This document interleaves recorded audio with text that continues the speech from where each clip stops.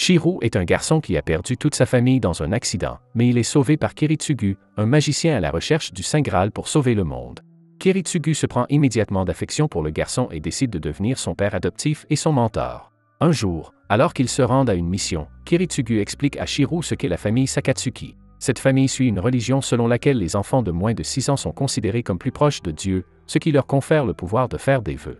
Lorsque les enfants atteignent l'âge de 6 ans, ils semblent apparaître mystérieusement dans le monde. Cela donne l'impression que l'enfant n'est pas né dans la famille.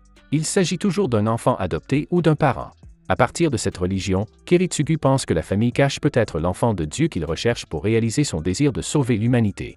Soudain, il arrête la voiture et regarde la ville en contrebas, dévorée par une ombre sombre et dangereuse. Kiritsugu ne sait pas ce qui se passe et Shiro craint que la ville entière ne soit détruite, mais Kiritsugu pense qu'une ville détruite vaut mieux qu'un pays entier détruit. Une lumière apparaît soudain au milieu des ténèbres et les engloutit sous leurs yeux. Après être entré dans la ville, Shiro s'impatiente et sort de la voiture pour courir vers le lieu de la destruction. Il court à travers la forêt et arrive à un grand trou fait au milieu de la ville. Une boule tombe et il voit une maison avec une fille assise à l'extérieur. Shiro et la fille se regardent un instant avant que la maison ne s'effondre, mais Shiro sauve la fille. Shiro se demande si c'est la fille qui a provoqué l'apparition de l'ombre et la destruction qui s'en est suivie. Kiritsugu lit dans un livre que la jeune fille est la fille de Dieu, Miyu, qui a grandi dans l'isolement à l'intérieur de la maison Sakatsuki. Il explique à Shiro que la barrière qui maintenait Miyu enfermée à l'intérieur pour cacher ses pouvoirs a fini par se briser. Miyu a été forcé d'exaucer les souhaits de tout le monde, ce qui a provoqué le chaos qui vient de se produire. Kiritsugu a l'intention de sacrifier la jeune fille pour sauver l'humanité. Shiro se présente à Miyu et l'accueille dans sa petite famille avec Kiritsugu. Shiro va voir Kiritsugu dans sa chambre pour lui demander s'ils peuvent fêter le 6e anniversaire de Miyu, mais son père n'est pas très content car il veut toujours la sacrifier, car il pense que c'est la seule chose que Miyu est capable de faire. Il veut juste l'étudier pour ses idéaux avant qu'elle ne perde ses pouvoirs lorsqu'elle sera plus âgée et plus humaine. Shiro sait qu'il devrait traiter Miyu aussi froidement que son père, mais elle lui rend la tâche difficile en s'approchant constamment de lui. Cependant, la quête de Kiritsugu sur la façon d'utiliser ses pouvoirs pour sauver l'humanité prend fin. Son obsession l'a poussé à travailler trop dur et il est tombé malade, finissant par mourir. 5 ans plus tard, Shiro a grandi et travaille dur à l'école. Il se souvient encore du jour où l'ombre est apparue soudainement et a tout détruit, mais il essaie de le cacher lorsqu'il en parle avec ses amis, Julian et Sakura. Lorsqu'il rentre de l'école, il est accueilli par Miyu et lui donne un livre. Incapable de le révéler au public, il essaie de lui enseigner à la maison. Il sort pour s'entraîner, mais il ne sait pas quoi faire pour poursuivre l'œuvre de son père, qui est de sauver l'humanité. Il offre à Miyu un magnifique pyjama, ce qui la rend encore plus attachée à lui qu'elle ne l'était déjà. Shiro retourne à l'entraînement et se demande s'il fait aussi bien que son père pour se rapprocher de leur objectif. Après l'entraînement, il trouve Miyu assise dehors en train de lire un livre sur les étoiles et les constellations. Elle lui demande de faire un vœu sur une étoile et il se demande si elle a encore le pouvoir d'exaucer les vœux. Miyu lui révèle son souhait de devenir de vrais frères et sœurs, ce qui le rend heureux. Le lendemain, il lui apporte d'autres livres sur les choses simples de la vie quotidienne et les lois de la ville pour qu'elle puisse se préparer à sortir avec lui. Elle est très enthousiaste et promet d'étudier pour pouvoir visiter les océans et sentir la brise marine. Sur le chemin de l'école, Shiro s'arrête dans une école primaire pour voir si Miyu pourrait s'y faire des amis. Il sourit en pensant à Miyu se faisant des amis à l'école avec des enfants de son âge. Le jour de la sortie avec Miyu arrive bientôt et tous deux profitent de la promenade pour bavarder et faire du tourisme. Miyu s'amuse beaucoup, mais elle veut aller voir l'océan. Shiro lui dit de garder cela pour plus tard et l'emmène à l'endroit où l'ombre est apparue, là où ils l'ont trouvée. Il lui montre les tombes de sa famille, mais elle ne se souvient de rien avant qu'il ne la trouve. Shiro décide de lui dire que Kiritsugu l'a sauvée afin d'utiliser ses pouvoirs pour atteindre leur but.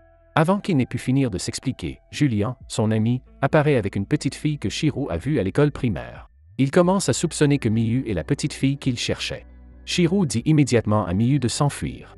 Shiro sort sa lame du pouvoir, que Julian reconnaît comme une magecraft puissante qui, selon lui, n'est même pas assez forte pour le tuer. Julian prouve qu'il est plus fort que Shiro en utilisant une magie de déplacement spatial qui le fait tomber du sol et du ciel en une fraction de seconde. Julian s'approche de Miyu et l'emmène avec lui, affirmant que son rituel n'échouera pas cette fois-ci. Shiro se rend compte que Julian a peut-être affaire à l'ombre du jour où il a rencontré Miyu et Julian le confirme. Shiro se lève immédiatement et court vers Julian, mais plusieurs épées tombent du ciel et le transpercent. Une femme apparaît pour aider Julian et ils emmènent Miyu, laissant Shiro inconscient. Shiro se réveille plus tard avec un prêtre assis à côté de lui, mais Shiro lui dit qu'il doit partir alors qu'il essaie de s'éloigner. Le prêtre l'arrête en lui disant qu'il ne sait même pas où aller pour retrouver Miyu. Shiro se retourne et demande si le prêtre est également impliqué. Mais le prêtre lui répond qu'il n'est qu'un spectateur qui observe sans intervenir. Le prêtre lui explique qu'il s'agit d'un groupe appelé Ainsworth. Leur but est de faire tout ce qui est en leur pouvoir, quelle que soit la méthode ou les conséquences, pour sauver l'humanité, ce qui contrarie Shirou. Le prêtre révèle qu'Ainsworth est à la recherche du Saint Graal, mais que son souhait ne peut être exaucé qu'après une guerre rituelle du Saint Graal. Il s'agit d'une véritable bataille royale, au cours de laquelle les humains invoquent des héros légendaires du passé à l'aide de certaines cartes. Le vainqueur de cette guerre aura le droit de faire un vœu, mais tous ces rituels se sont soldés par des échecs et la quatrième guerre est celle dont Shirou a vu les résultats définitifs. Tous les Ainsworth sont morts, à l'exception de Julian qui est revenu pour accomplir un nouveau rituel en utilisant Miyu comme Saint Graal. Shirou refuse de croire que toute cette destruction a été causée pour le bien de l'humanité. Le prêtre lui fait comprendre qu'il ne peut rien y faire car, quoi qu'il arrive, l'humanité finira par mourir et son sens de la justice s'effondrera. Après avoir quitté l'église, Shirou retourne sur les lieux du dernier rituel pour retrouver Julian et lui en parler. Il crie à Julian de lui rendre sa sœur car il ne soutient plus l'idée de sauver l'humanité. Il veut juste vivre une vie normale avec sa sœur. Mais maintenant, il doit continuer à vivre sa vie sans Miyu et Julian n'est jamais retourné à l'école. Shirou s'est rendu plusieurs fois sur le site pour retrouver Julian, mais rien ne s'est passé. Après un dîner avec Sakura, celle-ci lui annonce qu'elle ne le reverra plus jamais, alors qu'elle aurait aimé le voir davantage. Il se demande pourquoi, puisqu'ils vivent à proximité l'un de l'autre. Elle lui révèle que c'est parce que la 5e guerre du Saint Graal a commencé et que sa famille en fait partie. Shirou est d'abord choqué, mais il se calme rapidement et comprend qu'il perdra comme toujours. Sakura lui montre les cartes des serviteurs des esprits héroïques qu'il utilise pour compenser les rituels et participer à la guerre. Elle les lui donne pour qu'il essaie de sauver Miyu, mais elle l'encourage aussi à s'enfuir avec elle. Soudain, elle est transpercée à l'épaule droite par son propre frère. Shirou remet en question son acte de poignarder sa propre sœur, mais il s'en moque car il est le successeur légitime de leur famille. Alors qu'il lance sa deuxième attaque, Shirou utilise sa magie pour le bloquer. Le frère tire une carte et se transforme en ghoul. Shirou attrape Sakura et les deux s'enfuient, mais le frère les suit. Shirou, blessé, dit à Sakura de s'enfuir, mais elle refuse. Sakura tire sa carte pour protéger l'homme qu'elle aime et vaincre son frère. Sakura est persuadée que sa carte lui garantira la victoire, mais lorsqu'elle tente de fusionner avec elle, rien ne se passe.